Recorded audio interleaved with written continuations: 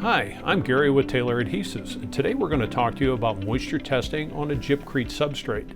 Obviously, we're not working over GYPCRETE today. This is just a fiber board. But for our purpose today, this will actually simulate a GYPCRETE substrate.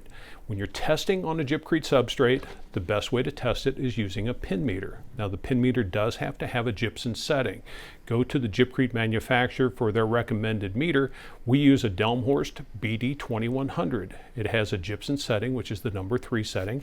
You basically push it into the gypsum, and it will give you a reading.